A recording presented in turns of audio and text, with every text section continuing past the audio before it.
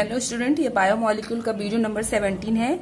Last video में हम discuss कर रहे थे पेंटोज शुगर के बारे में। तो डीएनए के केस में हम पेंटोज शुगर क्या होता है, डीऑक्सीराइबोज शुगर, और आरएनए के टर्म में जो है पेंटोज शुगर है, दैट इज राइबोज शुगर।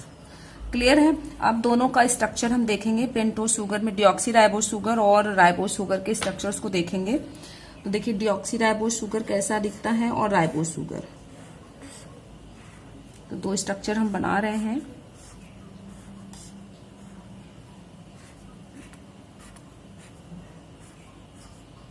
एक राइबोज का और एक डीऑक्सीराइबोज शुगर का। पहले हम राइबोज का स्ट्रक्चर ड्रॉ करेंगे, दैट इज CH2OH। यहाँ पर आपका हाइड्रोजन है, OH H HOH HOH, that is ribose sugar. ये क्या है हमारा राइबोज शुगर, जिससे आरएनए बना हुआ है। क्लियर है। अब हम बात करें डीऑक्सीराइबोज शुगर। तो डीऑक्सीराइबोज शुगर में आपका हो जाएगा दैट इज OH H, यहाँ ऐसे ही होगा, और यहाँ पर भी बिल्कुल सेम है। कार्बन नंबर 1 पर, और 1 2 3 4 और 5 बिल्कुल सेम है। अब उसके बाद हम देखेंगे कार्बन नंबर 2 पर। तो यहाँ पर देखें HOH था, डीऑक्सी का मतलब ऑक्सीजन रिमूव हो जाएगा, तो H यहाँ पर भी हाइड्रोजन हो जाएगा। तो यहाँ पर OH था लेकिन H हो गया, तो ये क्या हुआ, ऑक्सीजन रिमूव हो गया, दैट इज डीऑक्सी। और यहाँ पर सेम HOH, तो इसका नाम क्या होगा, that is deoxyribose sugar. Deoxyribose sugar. Clear, जिससे कि डीएनए बना हुआ है। तो ये हो गया राइबोज शुगर और this one is deoxyribose sugar. यदि हम नंबरिंग करें तो नंबरिंग में आप देखेंगे, जैसे इसको 1 डैश ले लिया, 2 डैश, 3 डैश, तो ये 4 डैश हो गया, और ये 5 डैश। इस तरीके से 1 dash, 2 dash, 3 dash, 4 dash and this one is 5 dash. Clear है। तो ये हो गया डीएनए और आरएनए के केस में पेंटोज शुगर। अब हम बात करेंगे न्यूक्लियोटाइड के लिए कि न्यूक्लियोटाइड में नाइट्रोजिनस बेस क्या होगा, नाइट्रोजिनस बेस इसमें क्या होता है। तो नेक्स्ट टॉपिक हमारा है दैट इज नाइट्रोजिनस बेस, या इसको कहते हैं हिंदी में नाइट्रोजन युक्त क्षारक। तो क्या क्या है, तो नाइट्रोजिनस बेस कितने होते हैं, 2 टाइप्स के होते हैं। There are 2 types. Nitrogenous base हमारे 2 तरह के होते हैं। फर्स्ट वन है पहला, दैट इज प्यूरीन। प्यूरीन में 2 नाइट्रोजिनस बेस होते हैं। एक आपका है एडेनिन, जिसको हम कैपिटल A से डिनोट करते हैं, और दूसरा है दैट इज ग्वानिन। दूसरा सेकेंड वन है दैट इज ग्वानिन, जिसे कैपिटल G से हम डिनोट करते हैं। क्लियर। तो ये प्यूरीन में 2 हो गए, एडेनिन और ग्वानिन। और दूसरा नाइट्रोजिनस बेस है दैट इज पिरिमिडीन। दूसरा नाइट्रोजन युक्त क्षारक है दैट इज पिरिमिडीन। और इसमें 3 नाइट्रोजिनस बेस होते हैं। कौन कौन से हम इसको देखेंगे। तो फर्स्ट वन है हमारा दैट इज साइटोसिन, जिसे हम कैपिटल C से डिनोट करते हैं।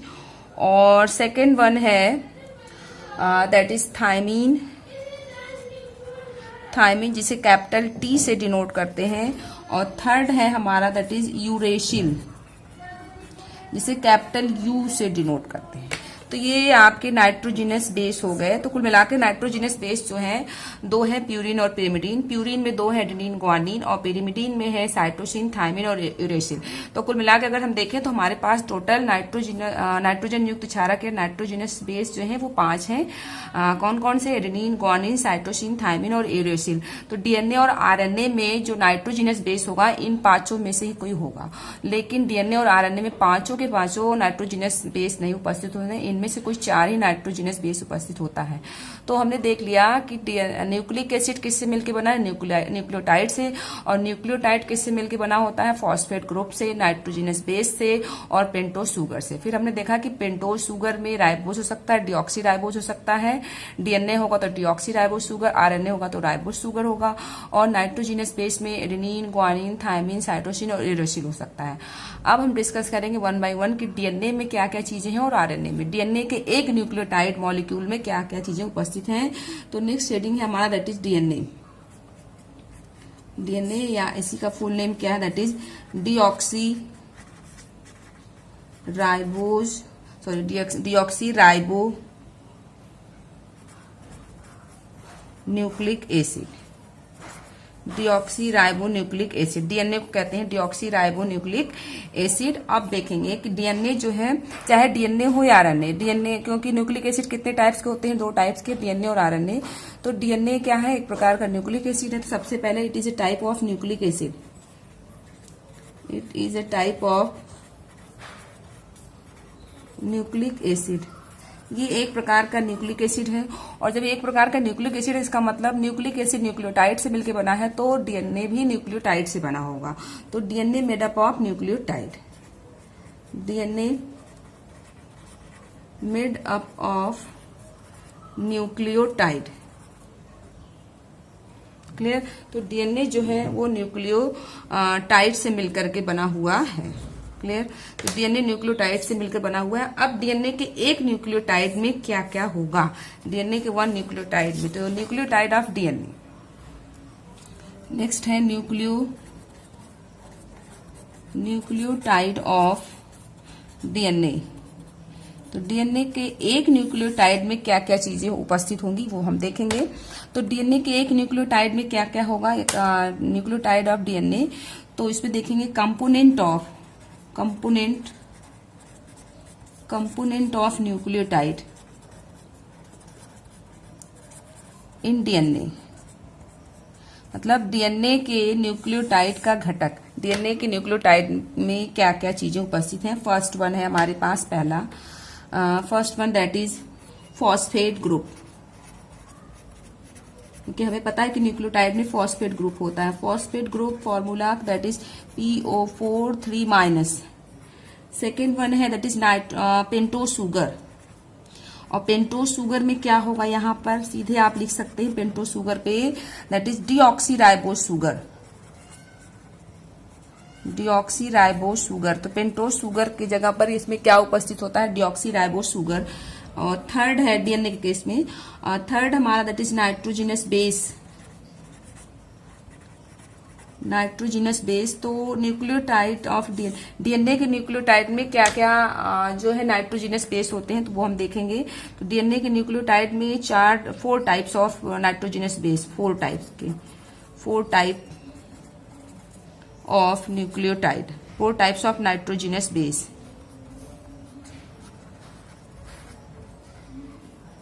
4 types of nitrogenous bases are present.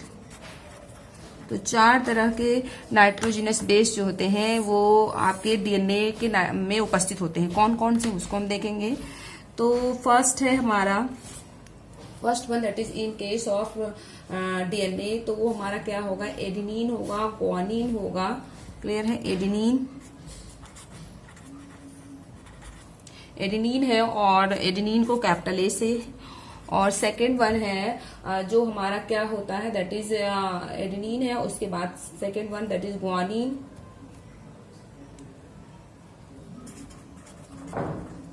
Guanine जिसको कैपिटल जी से डिनोट करते हैं। और third adenine, guanine. Next one है हमारा that is cytosine, cytosine C से। और लास्ट हमारा है चौथा that is thymine in case of DNA, thymine को कैपिटल टी से। तो डीएनए के नाइट्रोजिनस बेस में यूरेसिल नहीं उपस्थित होता है, चारों नाइट्रोजिनस बेस होंगे, एडेनिन होगा, ग्वानिन होगा, साइटोसिन होगा, थायमिन होगा, लेकिन यूरेसिल नहीं होता है। और आरएनए में थोड़ा सा यही चेंज हो जाता है कि आरएनए के नाइट्रोजिनस बेस में एडेनिन, ग्वानिन, साइटोसिन होगा, लेकिन थायमिन की जगह पर यूरेसिल प्रेजेंट होता है, क्लियर है। तो अब हम देखेंगे नेक्स्ट हमारा क्या है that is nucleotide of RNA. तो नेक्स्ट हमारा न्यूक्लियोटाइड ऑफ आरएनए, या यूं कह सकते हैं कि कंपोनेंट ऑफ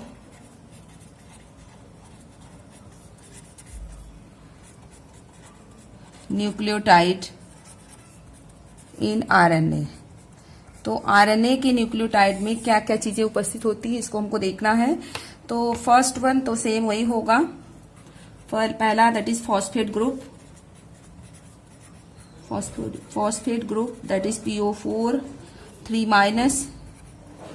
क्लियर है। दूसरा पेंटोज शुगर की जगह पर यहाँ पर होता है, डायरेक्ट लिख सकते हैं, राइबोज शुगर उपस्थित होता है। और थर्ड वन है दैट इज नाइट्रोजिनस बेस। तो आरएनए के केस में हम देखेंगे कि क्या नाइट्रोजिनस बेस इसमें उपस्थित होता है। तो यहाँ पर भी 4 टाइप्स के नाइट्रोजिनस बेस होंगे। कौन कौन से होंगे देखिए। पहला होगा एडेनिन। एडेनिन कैपिटल ए से डिनोट करते हैं, क्लियर है। और सेकेंड वन है दैट इज ग्वानिन, जिसको हम कैपिटल जी से डिनोट करते हैं। और थर्ड वन है हमारा दैट इज साइटोसिन, और साइटोसिन को कैपिटल सी से डिनोट करते हैं। और फोर्थ है जो कि थायमिन की जगह पर यहाँ पर यूरेसिल प्रेजेंट होता है, और यूरेसिल को कैपिटल यू से डिनोट करते हैं, क्लियर है। तो क्या क्या चीजें हम देख सकते हैं, एडेनिन है, ग्वानिन है, साइटोसिन है और यूरेसिल है इन केस ऑफ आरएनए, जबकि डीएनए में यूरेसिल की जगह पर थायमिन प्रेजेंट था, क्लियर। अब हम डिस्कस करेंगे डीएनए का स्ट्रक्चर। नेक्स्ट है structure of DNA. Next topic है हमारा स्ट्रक्चर ऑफ डीएनए। डीएनए का स्ट्रक्चर कैसा होता है। डीएनए का स्ट्रक्चर डबल हेलिकल स्ट्रक्चर है इसका। इसका स्ट्रक्चर कैसा होता है, double helical structure of DNA. DNA का स्ट्रक्चर कैसा होता है, डबल हेलिक्स, दो द्विकुंडलित संरचना होती है डीएनए की। अब हम न्यूक्लियोटाइड से बनाएंगे, न्यूक्लियोटाइड से डीएनए का स्ट्रक्चर ड्रॉ करेंगे, क्योंकि हमें पता है कि डीएनए हो चाहे आरएनए, ये न्यूक्लियोटाइड से मिलके बने। जब न्यूक्लियोटाइड आपस में जुड़ेंगे तो क्या बन जाएगा, हमारा डीएनए बन जाएगा या आरएनए बन जाएगा, क्लियर। तो हम डीएनए का स्ट्रक्चर ड्रॉ कर रहे हैं। तो डीएनए का स्ट्रक्चर ड्रॉ करने के लिए हमें न्यूक्लियोटाइड इसका दिमाग में रखना है कि जो डीएनए का न्यूक्लियोटाइड होगा, डीएनए के न्यूक्लियोटाइड में क्या क्या चीजें होंगी। पहला फॉस्फेट ग्रुप होगा, और साथ में पेंटोज शुगर की जगह पर डिऑक्सी राइबोज शुगर होगा, डिऑक्सी राइबोज शुगर। और नाइट्रोजिनस बेस के केस में क्या क्या चीजें होंगी देखिए, एडेनिन होगा, ग्वानिन होगा, साइटोसिन होगा और थायमिन होगा। ये चीजें डीएनए में उपस्थित होती हैं। और न्यूक्लियोटाइड एक दूसरे से फॉस्फोडाइस्टर बॉन्ड से जुड़ते हैं और डीएनए का स्ट्रक्चर प्राइमरी स्ट्रक्चर बन जाता है। तो इसको हम बनाएंगे। पहले हम न्यूक्लियोटाइड की संरचना बनाते हैं।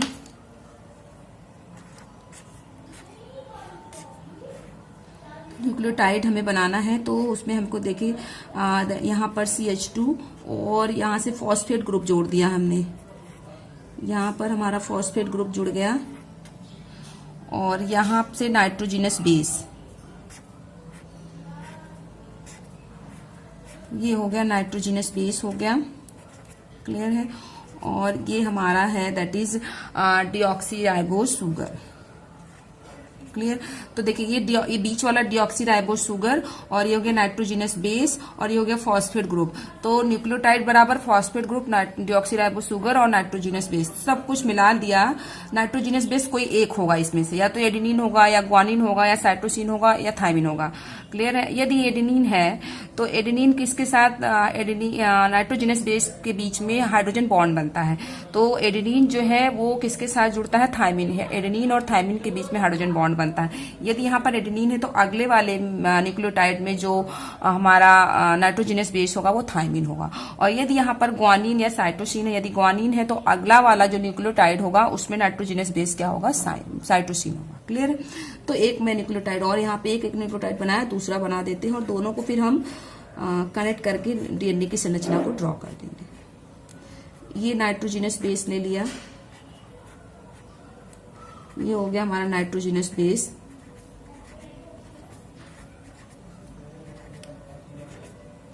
CH2O, P double bond O minus and O minus.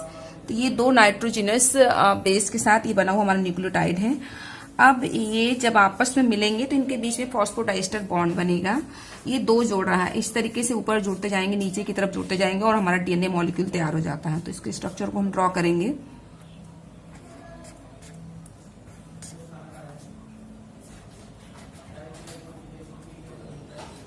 ये इस तरीके से नाइट्रोजिनस बेस बना दिया, ये हमारा हो गया नाइट्रोजिनस बेस। और यहाँ पर हाइड्रोजन जोड़ दिया, और H यहाँ पर अभी रहने देंगे क्योंकि हमें अगला वाला जो न्यूक्लियोटाइड है उसको यहीं से कनेक्ट करना है, -O-। क्लियर, यहाँ पर हो गया। अब जो अगला वाला न्यूक्लियोटाइड है, जैसे देखिए अब यहाँ पर 1 डैश हो गया, ये 2 डैश हो गया, तो ये 3 डैश होगा, और ये 4 डैश होगा, ये 5 डैश है। तो यदि 3 डैश है तो वो 5 डैश से जुड़ेगा, 5 डैश है तो 3 डैश से जुड़ता है, ये आपको पता है। अब देखिए यहाँ पर हम अगला वाला स्ट्रक्चर ड्रॉ करेंगे, नेक्स्ट वाला जो दूसरा वाला था इसको कनेक्ट करना है।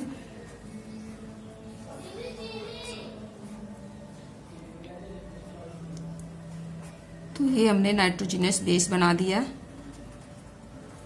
ये हाइड्रोजन HH और HOH, और यहां से ये जुड़ जाएगा ऊपर की तरफ। अब ये जो नाइट्रोजनस बेस है ये ऊपर की तरफ यहां से इसके साथ जुड़ जाएगा, और इस तरीके से हमारा न्यूक्लियोटाइड ये यहाँ पर ये हो गया CH2, और यहाँ हाइड्रोजन, और ये जो फॉस्फेट था ये ऊपर की तरफ आ जाएगा। तो ये हमारा हो जाएगा O, और यहाँ पर that is P and single bond double bond O and single bond O-, और यहाँ वाला ऑक्सीजन यहाँ से इससे जुड़ जाएगा। तो ये जो लिंकेज बना, this linkage is known as, इसी लिंकेज को हम कहते हैं दैट इज फॉस्फोडाइस्टर बॉन्ड। तो एक न्यूक्लियोटाइड दूसरे न्यूक्लियोटाइड से जुड़ता है तो उनके बीच में फॉस्फोडाइस्टर बॉन्ड बनता है, और ये फॉस्फोडाइस्टर बॉन्ड जो है आपस में न्यूक्लियोटाइड को जोड़ते हैं और डीएनए का स्ट्रक्चर ड्रॉ हो जाता है। तो ये क्या हो गया, that is primary structure of DNA. तो ये डीएनए का प्राइमरी स्ट्रक्चर है। क्लियर। अब हम बात करें प्राइमरी डीएनए का सेकेंडरी स्ट्रक्चर। तो सेकेंडरी स्ट्रक्चर कैसा होता है डीएनए का, तो हम देखेंगे। आपको पता है कि डीएनए का जो स्ट्रक्चर होता है वो डबल हेलिकल होता है। तो देखिए इसको बनाएंगे, स्ट्रक्चर डीएनए का कैसा होता है, that is double helical, double helix संरचना होती है। क्लियर है। और इसमें नाइट्रोजनस बेस जो है एडेनिन और थायमिन के बीच में 2 हाइड्रोजन बॉन्ड, और ग्वानिन और साइटोसिन के बीच में 3 हाइड्रोजन बॉन्ड बनते हैं। क्लियर है। जो सेकेंडरी स्ट्रक्चर है डीएनए का उसको चारगाफ ने दिया, उसके जो स्ट्रक्चर के बारे में बताया तो चारगाफ ने बताया।